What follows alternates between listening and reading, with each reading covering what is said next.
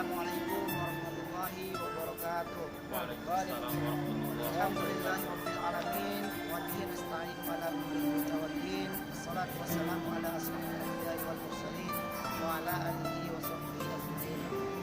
Allahumma shalli wa sallim ala Muhammad wa ala alihi wa sahbihi wa barik wa sallim.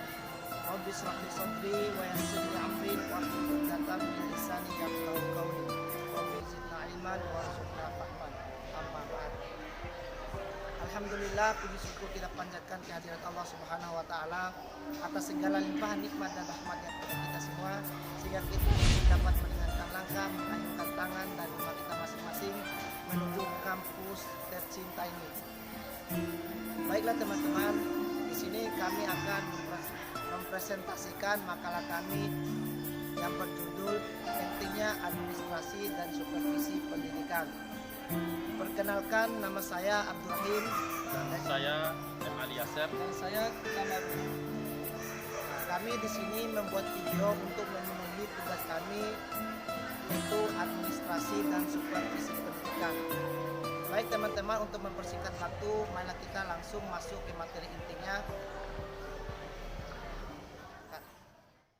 Supervisi pendidikan atau yang lebih dikenal dengan pengawasan pendidikan memiliki konsep dasar yang saling berhubungan. Dalam konsep dasar supervisi pendidikan dijelaskan beberapa dasar-dasar tentang konsep supervisi pendidikan itu sendiri.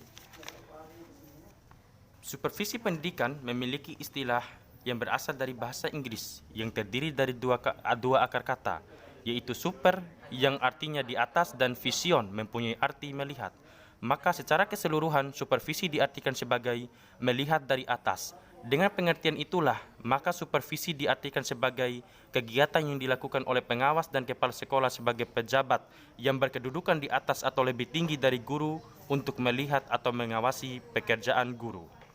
Dalam pengertian lain, supervisi adalah suatu aktivitas pembinaan yang direncanakan untuk membantu para guru dan pegawai sekolah dalam melakukan pekerjaan mereka secara efektif. Dengan demikian, hakikat supervisi pendidikan adalah suatu proses bimbingan dari pihak kepala sekolah kepada guru-guru dan personalia sekolah yang langsung menangani belajar para siswa untuk memperbaiki situasi belajar mengajar agar para siswa dapat belajar secara efektif dengan prestasi belajar yang semakin meningkat. Tujuan supervisi pendidikan. Tujuan supervisi pendidikan adalah perbaikan dan perkembangan proses belajar mengajar secara total. Ini berarti bahwa tujuan supervisi pendidikan tidak hanya untuk memperbaiki mutu mengajar guru, tetapi juga membina pertumbuhan profesi guru, termasuk di dalamnya pengadaan fasilitas yang menunjang kelancaran proses belajar mengajar, peningkatan mutu pengetahuan dan keterampilan guru-guru, pemberian bimbingan dan pembinaan dalam hal implementasi kurikulum, pemilihan dan penggunaan metode mengajar, alat-alat pelajaran, prosedur dan teknik evaluasi pengajaran. Supervisi yang baik mengarahkan perhatiannya pada dasar-dasar pendidikan dan cara-cara belajar serta perkembangannya dalam pencapaian tujuan umum pendidikan.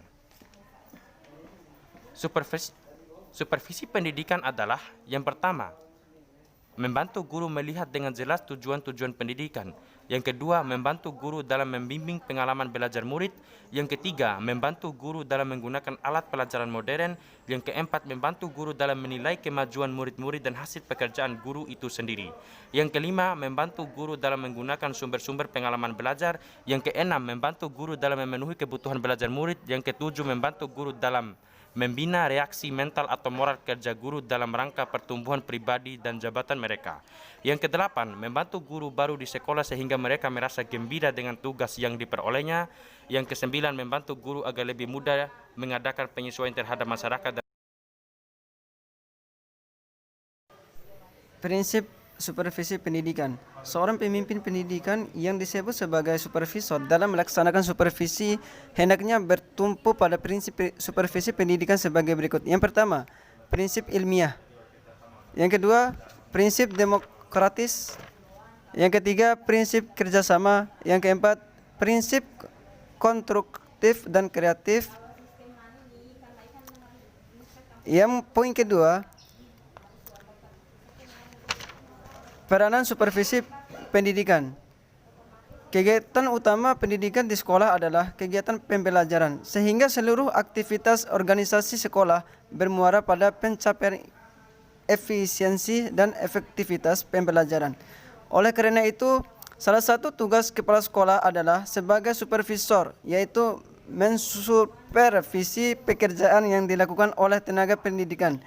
Supervisi merupakan suatu proses yang dirancang secara khusus untuk membantu para guru dan supervisor dalam mempelajari tugas sehari-hari di sekolah, agar dapat menggunakan pengetahuan dan kemampuannya untuk memberikan layanan yang lebih baik pada orang tua, peserta didik, dan sekolah, serta berupaya menjadikan sekolah sebagai masyarakat belajar yang lebih efektif.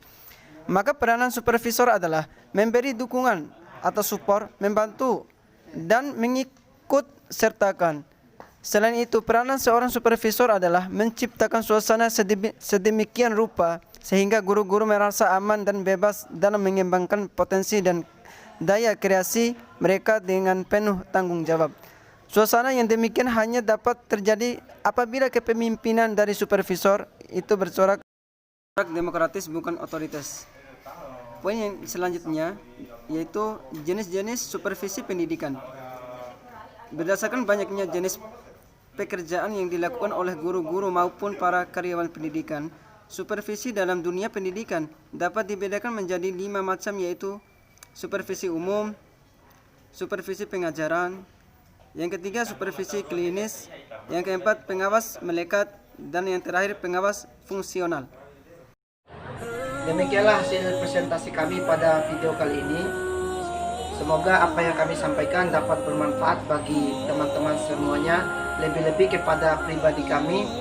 Dan kami menyampaikan permohonan maaf yang terutama kepada Pak dosen apabila dalam penyampaian video ini tidak sesuai dengan keinginan dan harapan Pak dosen, dan juga kepada teman-teman semua mungkin dalam penyampaian kami dapat menyinggung perasaan dan hati teman-teman. Kami sampaikan permohonan maaf yang sebesar-besarnya.